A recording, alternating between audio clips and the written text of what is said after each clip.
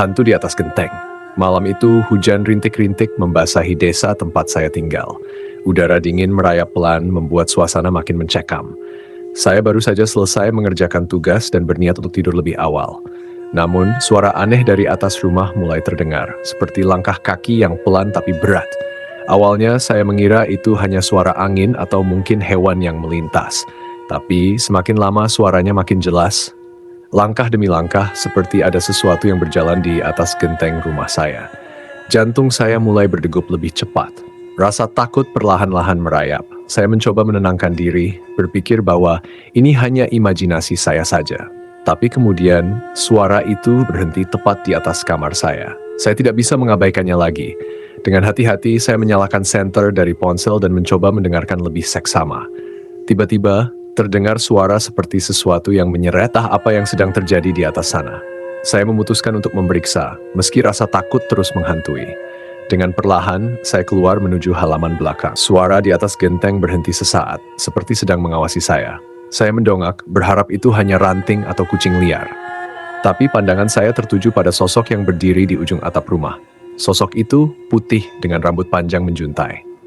Matanya kosong, tatapannya tajam menusuk. Dia berdiri diam, tak bergerak, tapi auranya sangat mencekam. Jantung saya seakan berhenti berdetak. Saya ingin berteriak, tapi suara saya seolah hilang. Sosok itu kemudian bergerak, perlahan melangkah menuju arah saya.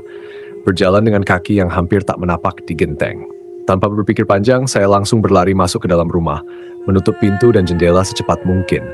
Namun suara langkah itu terus terdengar, mendekati bagian depan rumah. Saya hanya bisa meringkuk di pojok ruangan, berharap sosok itu menghilang. Suara langkah perlahan menghilang. Setelah beberapa menit yang terasa seperti berjam-jam, suasana kembali sunyi. Saya tetap terdiam, tak berani bergerak hingga pagi tiba. Keesokan harinya, saya mendengar cerita dari tetangga bahwa rumah ini memang sering didatangi sosok hantu di atas genteng. Mereka menyebutnya sebagai penunggu lama yang tidak suka terganggu. Sejak malam itu, saya tak pernah lagi mendengar suara langkah kaki di atas genteng. Namun, setiap kali hujan turun di malam hari, saya tak bisa berhenti memikirkan sosok putih yang pernah mengintai dari atas rumah saya. Beberapa hari setelah kejadian itu, saya mencoba untuk melupakan sosok menyeramkan yang berdiri di atas genteng. Namun, perasaan aneh terus mengganggu saya, terutama saat malam tiba. Setiap kali saya mendengar angin berhembus, ada bisikan di benak saya yang mengatakan bahwa dia belum pergi. Malam berikutnya, hujan deras kembali turun. Kilatan petir sesekali menerangi langit, diikuti oleh gemuruh guntur yang menggetarkan dinding rumah. Saya berusaha untuk tetap fokus pada pekerjaan saya, tapi sulit untuk mengabaikan rasa takut yang menyelinap. Suara langkah di atas genteng kembali terdengar. Kali ini lebih keras, lebih berat, seolah-olah ada lebih dari satu sosok di atas sana. Saya berusaha mengabaikannya, berpikir ini hanya ketakutan saya yang terlalu berlebihan. Namun, suara itu semakin mendekat dan kemudian terdengar suara ketukan seperti seseorang mengetuk atap tepat di atas kepala saya. Dengan tangan gemetar, saya mengambil senter dan beranjak dari kursi. Ketukan itu berlanjut, perlahan tapi pasti seolah ada sesuatu yang ingin masuk. Ketika saya memberanikan diri untuk melongok keluar jendela, petir tiba-tiba menyambar membuat saya terkejut. Dalam kilatan singkat itu, saya melihat sosok putih lagi. Kali ini, dia tidak sendirian. Ada beberapa sosok lain berdiri berderet di sepanjang genteng, semuanya menatap ke bawah, menatap saya.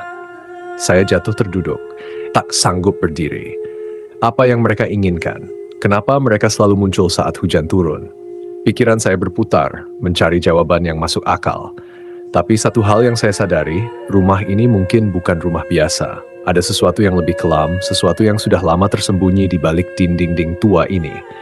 Saat saya mencoba merangkak menjauh dari jendela, terdengar suara berat dari langit-langit, seperti sesuatu yang sedang menyeret dirinya turun. Mata saya langsung tertuju pada plafon kamar yang mulai bergetar, dan tiba-tiba, plafon di sudut ruangan runtuh, dan dari lubangnya sesuatu yang basah dan dingin terjatuh ke lantai. Sosok putih itu dengan rambut panjang yang menutupi wajahnya, kini berada di dalam rumah saya. Tubuhnya setengah hancur, bau busuk menyengat keluar dari tubuhnya yang membusuk. Saya langsung berlari, tak berpikir panjang. Keluar dari kamar menuju pintu depan. Tapi ketika saya mencapai ruang tamu, pintu sudah terkunci rapat. Ketika saya berbalik, sosok-sosok itu sudah memenuhi setiap sudut ruangan. Mereka tidak mengatakan apa-apa, hanya menatap dengan tatapan kosong dan menyeramkan. Tiba saya mendengar suara lirih dari salah satu sosok itu. "Kembalikan," bisiknya pelan. Saya bingung, apa yang harus saya kembalikan? Rumah ini, sesuatu yang mereka cari. Dalam kepanikan, saya meraba-raba ingatan saya, mencoba memahami apa yang terjadi. Ternyata beberapa tahun yang lalu sebelum saya pindah ke rumah ini, ada keluarga yang tinggal di sini. Keluarga itu hilang tanpa jejak, dan rumah ini kosong selama bertahun-tahun sebelum akhirnya dijual kepada saya. Orang-orang desa percaya bahwa mereka tewas dalam kecelakaan tragis, tapi tubuh mereka tidak pernah ditemukan.